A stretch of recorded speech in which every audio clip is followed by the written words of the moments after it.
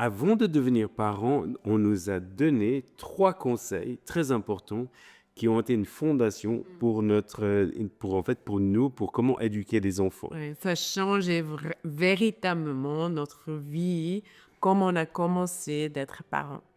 Et c'est pas juste une astuce à la mode, Non. mais en fait, c'est fondé sur la parole de Dieu et c'était très, très important. Donc si vous êtes bientôt des parents, Ouais, si vous êtes peut-être vous attendez d'être parent ou vous êtes déjà plusieurs années à en être parent. cette vidéo va vous donner de l'espoir. On va vous donner ces astuces, ces 3 conseils aujourd'hui et on sait que ça va aussi faire quelque chose de bien dans votre famille, dans vos histoires à vous.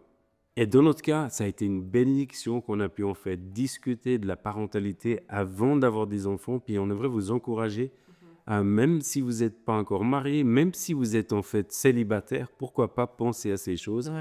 Et ça va être une aide, une fondation pour ce qui va venir plus tard. Et on a vraiment pris l'initiative Mhm. parce que beaucoup de fois, on se préoccupe pour des tas d'autres choses pour le nouveau-né, mais on ne parle pas vraiment de la parentalité. Et nous, on a lu les livres, on a parlé avec nos mentors, on a parlé avec des autres familles qu'on aime bien pour vraiment prendre une décision en unité ensemble pour fonder notre famille, notre nouvelle famille bientôt. Et c'est vrai que les enfants arrivent dans la famille, c'est extraordinaire. Et en même temps, une des tensions qu'on voit très souvent, qu'on a vu dans notre Yeah. propre vie et la vie d'autres personnes qu'on connaît, c'est la tendance d'être complètement centré sur l'enfant et d'oublier en fait notre relation amoureuse d'hommes et de femmes. Et ça arrive très vite. Et nous, on le dit, mais il y a beaucoup de gens, beaucoup plus importants de nous qui le disent, que si ça va bien dans notre couple, ça automatiquement, ça affecte, Ça va influencer. yeah, ça va influencer nos enfants. Et ça, c'est vraiment vrai. Si nous, on donne vraiment la priorité dans notre relation, parce qu'avant d'être maman et papa, on est Mari et femme. ouais. Et ça, on peut vraiment pas oublier parce qu'on construit notre famille sur la foi en Dieu, mais après, c'est nous et après ça, c'est nos enfants. Et puis j'aime bien que tu dis ça parce que souvent on se rappelle déjà beaucoup plus aujourd'hui parce que ça devient bientôt une réalité, qu'en fin de compte, le jour où ils partent, cette fondation qu'on a créée comme mari et femme, elle reste. Par contre, nos enfants vont partir. Donc c'est super important. C'est une des clés qu'on a appris très tôt, enfin en fait avant d'être marié, qu'on aime beaucoup lancer aux autres gens. euh, Parce qu'on croit que c'est la clé numéro un. Ouais. Et on s'est vraiment battu pour ça, je Mhm. crois. C'est toujours important de dire ça. C'était pas du tout naturel. Même si on a pris la décision avant d'avoir des enfants, c'était un choix. Mhm. Et ça continue d'être un choix d'aller manger ensemble. C'est pas toujours qu'on a envie. C'est peut-être choquant dès longtemps qu'on dit ça, mais peut-être tu te sens aussi comme ça. Mais on le fait quand même. Et se connecter tous les jours, on fait quand même. Parce qu'on sait c'est bien, pas juste pour nous deux, mais aussi pour nos enfants et notre famille. Le conseil numéro 2 vise le cœur de la parentalité, mais pas juste le comportement. Yeah. Et c'est vrai que nous, et j'imagine vous-même, on a la tendance à vouloir que nos enfants ils soient beaux, ils fassent les bonnes choses en apparence, qu'ils soient obéissants, qu'ils fassent les choses qu'on leur dit, surtout quand il y a des gens autour de nous. Ouais. Et le problème, c'est que si on gère seulement l'obéissance superficielle, on va dire comme ça, on n'est pas en train de toucher le cœur. Et l'idée, c'est qu'en fait, les enfants puissent obéir parce qu'ils ont compris que ça vient de l'intérieur d'eux et pas juste pour faire plaisir à papa ou maman, par exemple, ou peut-être parce qu'ils sont sous la pression. Oh, ils ont peur. Ils ont peur, Ouais. par exemple. Donc, il y a plusieurs mécanismes des fois qu'on met et on se rend compte qu'en fait, on est complètement à côté du plan de l'éducation du cœur de nos enfants. Et pour illustrer ce que je viens de dire, j'aime bien cette image du jardinier qui en fait sort les mauvaises herbes, mais il oublie d'arracher la racine. Et ça, combien de fois on le fait, c'est juste beau aux surfaces, mais pas dans le cœur.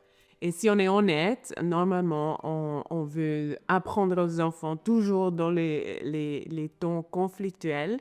Et on crie, on est frustré, mais les enfants, ils n'entendent même pas ce qu'on dit. Alors, c'est pas les moments parfaits du tout de faire ça. Alors, nous, on dit beaucoup de prendre le temps peut-être un jour après, les apprendre vraiment dans les moments calmes, qu'on fait dans la joie, qu'on les apprend quelque chose, parce que les enfants, ils aiment bien apprendre. Et vraiment prendre ces moments-là pour toucher leur cœur. Ouais. Et puis j'aime bien ce que tu as dit pour vraiment se rappeler, c'est cette phrase de dire j'enseigne dans les moments non conflictuels. Si quelque chose m'énerve, je me demande toujours, est-ce que j'ai déjà appris à mon enfant ça dans un moment non conflictuel?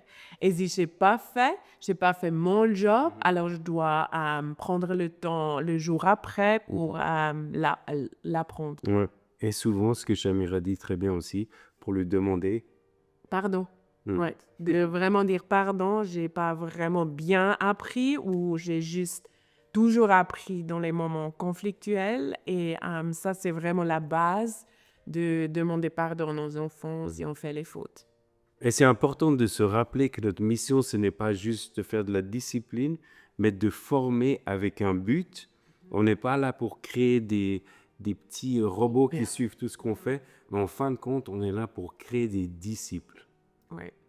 Et numéro 3, c'est notre intimité avec Dieu qui est la merveilleuse ou la meilleure La base fondamentale. stratégie dans la parentalité.